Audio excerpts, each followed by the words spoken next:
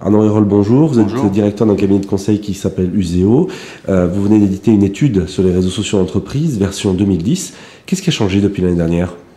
Tout d'abord, l'offre du marché a énormément évolué, de nouvelles solutions, des nouvelles versions, et puis surtout les attentes des entreprises. En 2009, début 2009, les questions qui se posaient, c'était savoir l'opportunité, est-ce qu'il y avait une opportunité ou quel intérêt devait-on porter aux réseaux sociaux, alors que cette année, la question a changé. Il s'agit plutôt de elle se pose plutôt la question de savoir comment développer ce type d'usage et quelles solutions utiliser.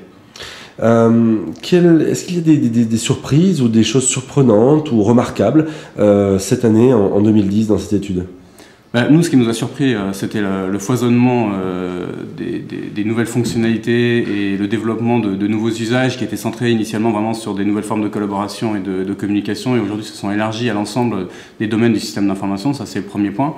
Et puis le besoin à la fois des entreprises et puis des sociétés de conseil comme la nôtre d'avoir de nouvelles grilles de lecture pour distinguer les usages auxquels pouvait répondre chaque solution du marché. Et c'est ce qu'on a cherché à faire, et on a travaillé dessus dans le cadre de cette étude. Et aujourd'hui, on a une grille de lecture qui s'articule autour de deux axes, le relationnel et le conversationnel, et qui nous permet de positionner et d'associer à des usages au sein de l'entreprise des solutions d'éditeurs traditionnels comme Lotus, SharePoint, ou des outils de dialogue qui sont a priori assez distincts, mais qui ont quand même qui sont mis en concurrence sur certains usages avec des outils comme Feedback ou TalkSpirit sur des plateformes de dialogue, et puis bien sûr les réseaux sociaux d'entreprise historiques, ceux qu'on avait étudiés début 2009, Blue Kiwi, Jive, CMI.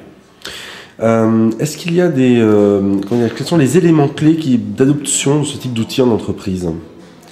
Une préparation à l'évolution culturelle que ça comporte. La rupture culturelle, elle se fait avec le conversationnel. C'est-à-dire qu'on était dans une approche centrée sur les documents, on va passer sur une logique centrée sur la conversation, où une activité égale une conversation, et dans laquelle on va pouvoir partager de l'information et des documents, et donc intégrer les processus de partage d'informations en amont de la collaboration traditionnelle qui était centrée sur l'élaboration d'un document. Ça, c'est une des ruptures assez claires qu'impliquent les réseaux sociaux d'entreprise.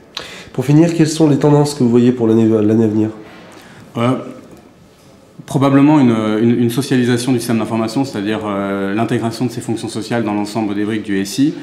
Ça va se faire à la fois par l'évolution fonctionnelle des solutions historiques, mais également par la segmentation qui se renforce des acteurs du marché actuel, qui se positionnent sur la gestion client, sur la collaboration, même sur les processus plus métiers. Les grands éditeurs comme SAP développent aujourd'hui des fonctions sociales sur leur nouvelle version.